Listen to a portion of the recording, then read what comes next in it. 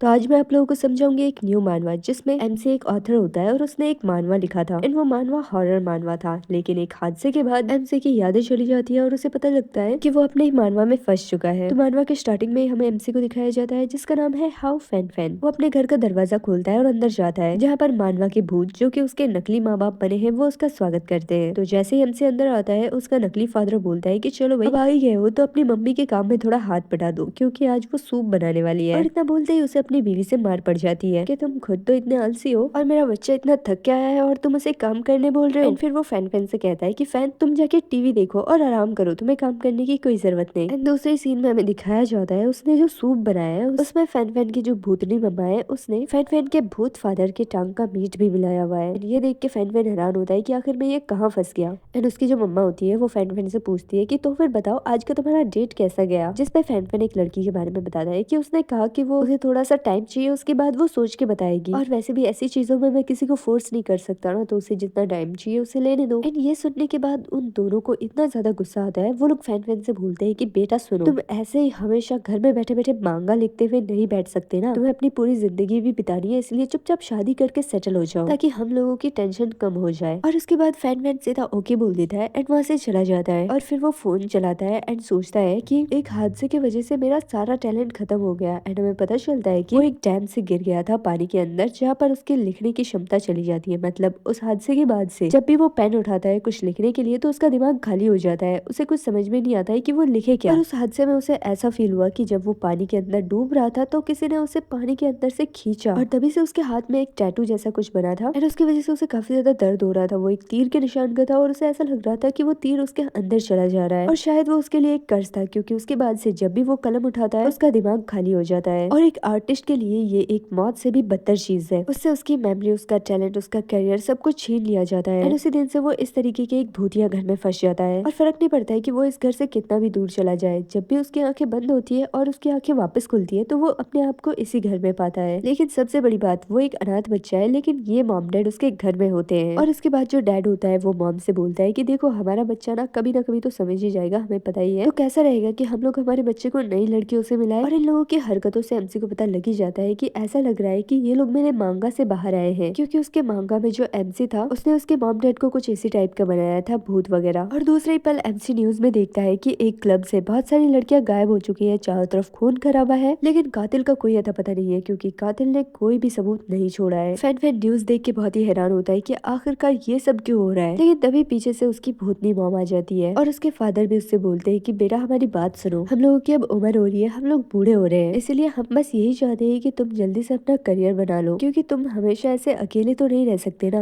और ये बात सुन के एमसी को पता चल जाता है कि आखिर मसला क्या है। वो सीधा बोलता है कि अच्छा और अब आप लोग ये बोलेंगे कि आप लोग कुछ लड़कियां लेकर आए हैं मेरे लिए, है ना, और मुझे उनमें से किसी एक को पसंद करना है। देखो मैं आप लोगों से एक बात कहना चाहता हूँ, मुझे पता है कि आप लोग मेरे लिए टेंशन ले रहे हैं, लेकिन शादी करना एक बहुत ही बड़ी बात है, इसलिए मैं जल्दबाजी में कोई फैसला नहीं ले सकता। बट तभी भूत पापा को गुस्सा आ जाता है और वो एमसी के सिर से पकड़ता है और कहता है कि बेटा सुनो, हम लोगों ने पहले से ही तुम्हारे लिए दुल्हन ढूंढ ली है, इसीलिए आज तुम्हारे लिए एक खास दिन है और तुम्हें ये काम करना ही पड़ेगा। एंड मुझे भी जुकाम है लेकिन फिर भी वीडियो बनाना ही पड़ेगा, तो कमेंट में कोई मजाक मत उड़ाना क्योंकि जुकाम की वजह से मेरे मुंह से वर्ड्स क्लियर नहीं निकल रहे। तो यहाँ पे फैन जोर जोर से चिल्ला रहा होता है और कहता है कि मुझे छोड़ दो, आखिर तुम लोग किस चीज की बात कर रहे हो, मुझे क्या करना पड़ेगा आज। मैं अब आप लोगों से बताती हूँ कि आखिरकार ये लोग फैन फैन की शादी के पीछे क्यों पड़े हैं। तो असल में ये दोनों भूत भूतनी है एंड हमें पता ही है कि इन लोगों की आत्मा भटक रही है किसी चीज की वजह से, तो ये लोग फैन फैन की शादी इसलिए करवाना चाहते हैं ताकि इन लोगों को आजादी मिल जाए और फैन फैन और उसकी जो दुल्हन है वो अगले भूत पेरेंट्स बन जाए और इन दोनों के भूत बनने से वो लोग आजाद हो जाएंगे और फिर आगे चल के फैन फैन और उसकी वाइफ को और भी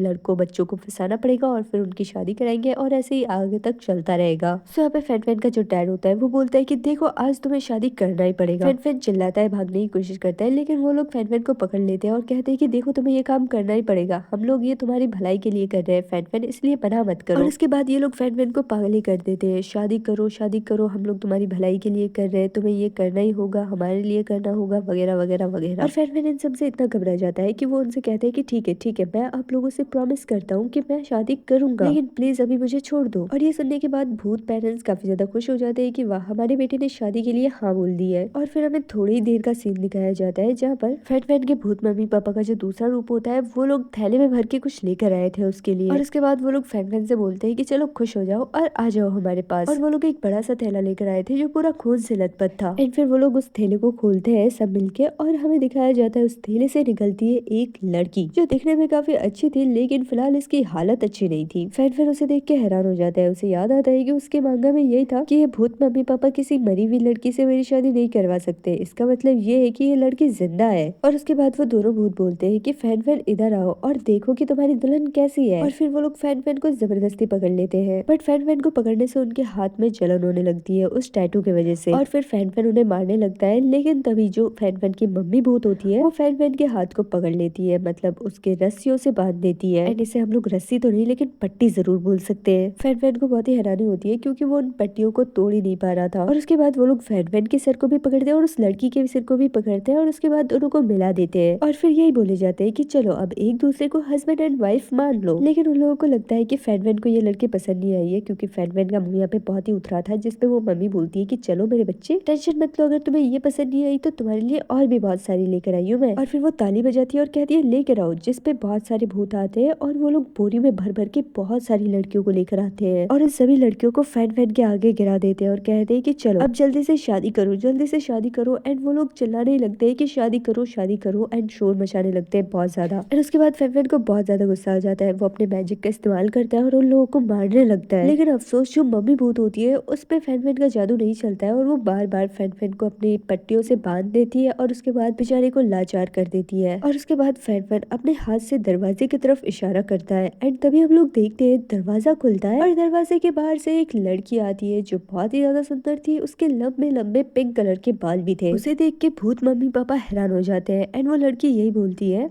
कि आखिरकार मैंने ढूंढ लिया तुम्हें। और फिर वो फैन के मम्मी पापा को देख के बोलती है कि आप लोगों से मिलके अच्छा लगा अंकल आंटी, मेरा नाम है सू शाओमेई और मैं फैन फैन की होने वाली वाइफ हूँ। एंड फिर वो थोड़ी सी नाराज हो जाती है और बोलती है कि क्या यहाँ पे फैन फैन की शादी चल रही है क्या।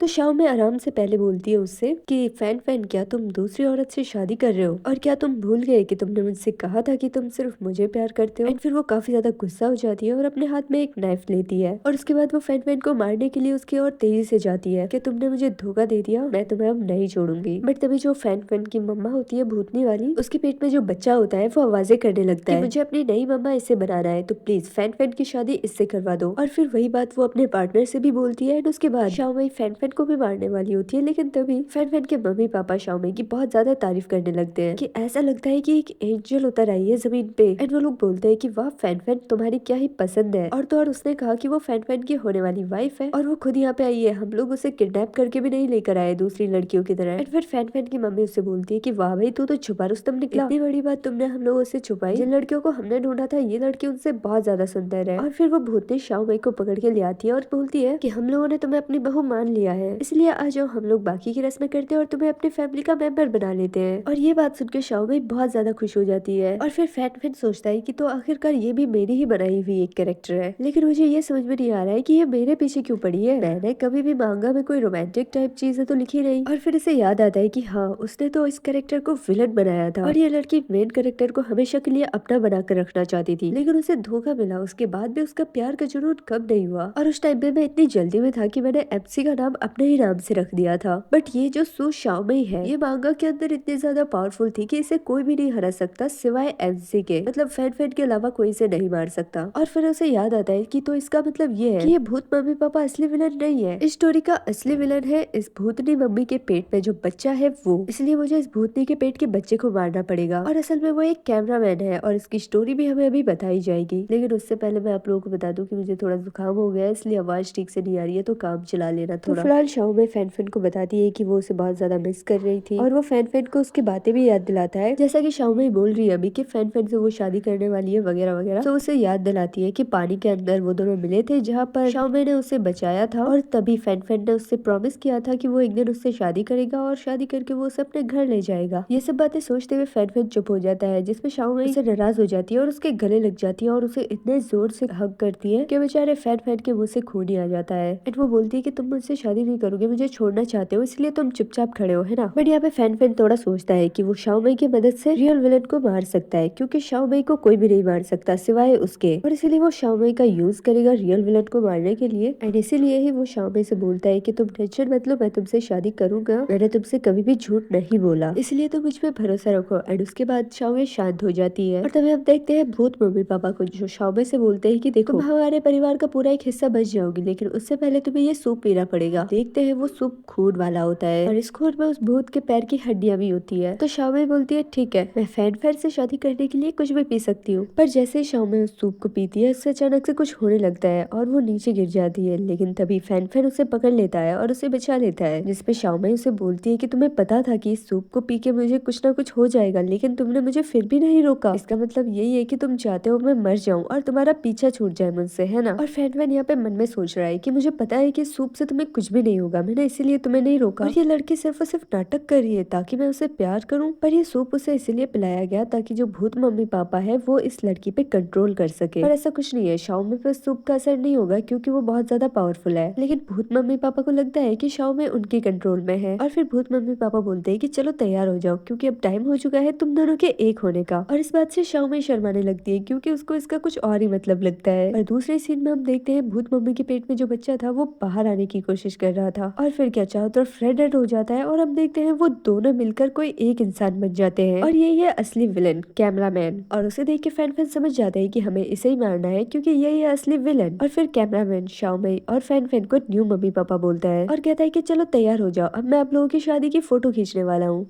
और फिर सीन शिफ्ट होता है और हमें दिखाया जाता है कि आखिरकार इस कैमरामैन की कहानी क्या है। तो हमें दिखाया जाता है फैन एक कंप्यूटर के आगे इसी कैमरामैन को डिजाइन कर रहा था, एंड हमें पता चलता है कि कैमरामैन की जो स्टोरी है वो फैन की स्टोरी है, मतलब वो अपना खुद का मांगा बना रहा था अपने ही ऊपर। तो वैसे तो मैं यहाँ पे कैमरामैन बोल रही हूँ, लेकिन ये स्टोरी फैन की ही है। कैमरामैन थोड़ा दिमाग से पैदल लड़का है और उसके मम्मी पापा कोई भी नहीं है, बचपन से ही वो अकेला रहा है। जब वो देखता है कि गार्डन में बच्चे उसके मम्मी पापा के साथ खेलते हैं तो उसके अंदर अजीब सी जलन होती थी कि काश मेरे भी मम्मी पापा होते, या काश मैं उसकी लाइफ में चला जाऊं। और इसीलिए वो एक कैमरामैन बन जाता है, और जिनकी भी नई शादी होती है वो उनकी फोटो लेता है ताकि वो हैप्पी मोमेंट को फोटो में कैद कर सके और उसे देख के उसे खुशी हो। बट धीरे धीरे उसे ये सब बुरा लगने लग जाता है और उसे लगता है कि चाहे मैं कुछ भी कर लूं, रहूंगा तो मैं अकेला ही। और इसीलिए उसे इतनी जलन होने लगी, उसका दिमाग इतना ज्यादा खराब हो गया कि वो शादियों में जाके फोटो लेने की बजाय उन्हें मार देता था, एंड उसके बाद उनका फोटो लेता था, और जब तक पुलिस वगैरह आते थे वो वहाँ से गायब हो जाता था। एंड यहाँ पर भी वो वही करने वाला है, शाओमी और फैन को फोटो लेके मारने वाला है। और यहाँ पे कैमरामैन का नाम है ली चुएन, ठीक है। तो यहाँ पे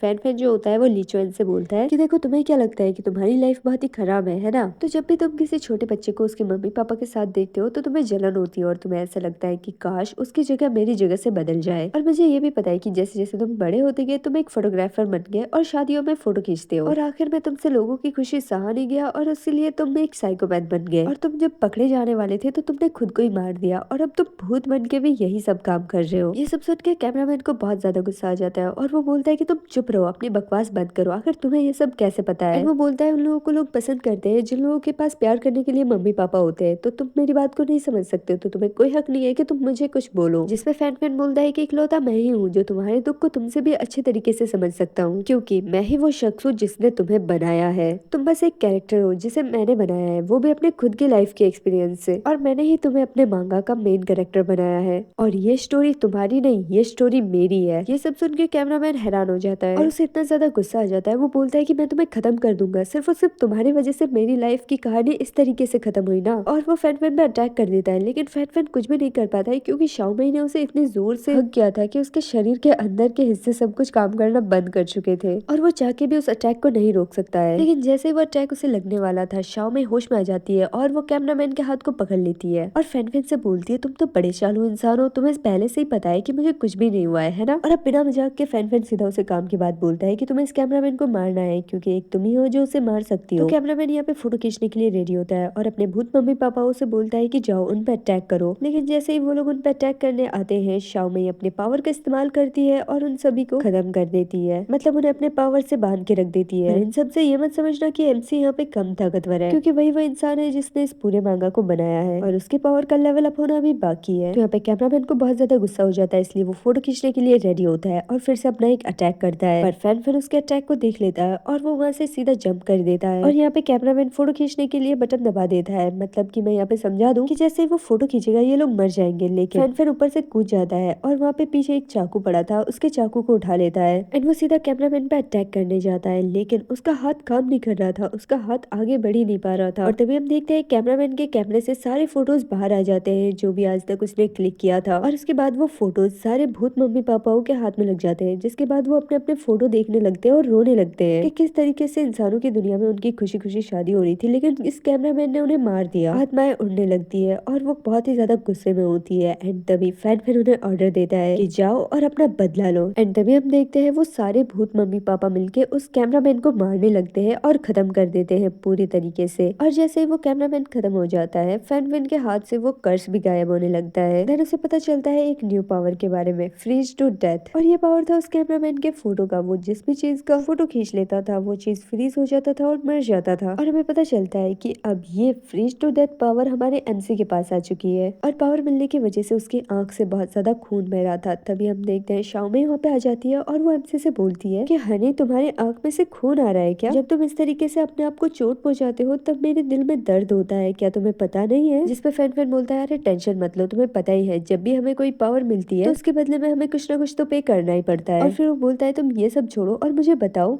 कि आखिरकार तुमने वो जगह कैसे छोड़ी? मतलब मैंने तो मांगा में तुम्हें एक जगह में फिट किया था, आखिरकार तुमने उस जगह को छोड़ा कैसे? ये तो तुम नहीं कर सकती। जिस पे शाओमी बोलती है कि क्या तुम्हें नहीं पता है कि जिसने मुझे जगाया है वो इंसान तुम ही हो? और फिर फैन बोलता है कि क्या कहा तुमने? जिस पे शाओमी बोलती है कि क्या तुम भूल गए क्या सब कुछ, और क्या तुम मुझसे झूठ बोल रहे हो? लगता है तुम्हें याद नहीं है कि तुमने मुझसे क्या प्रॉमिस किया था, और इसका मतलब है तुम मुझसे प्यार नहीं करते, और अगर ऐसा ही है तो मैं तुम्हें मार डालूंगी। पर शाओमी आगे कुछ करती उससे पहले ही फैन बड़ा ही चालू इंसान बन जाता है और उसे किस कर लेता है। और बस इसी के साथ ये वीडियो यहीं पे खत्म हो जाता है और आगे के चैप्टर अभी आए भी नहीं है। जब आएंगे तो मैं आगे वीडियो बना दूंगी, अगर आप लोग कमेंट में बताओगे कि आप लोगों को नेक्स्ट पार्ट चाहिए। तो अगर ये मानवा अच्छा लग रहा है आप लोगों को तो मुझे कमेंट करके बता देना कि नेक्स्ट वीडियो जल्दी लाओ। बाकी अगर वीडियो अच्छी लगे तो लाइक कर देना, चैनल पे नए हो तो सब्सक्राइब जरूर कर देना। सो मिलते हैं नेक्स्ट वीडियो में, तब तक के लिए बाय बाय।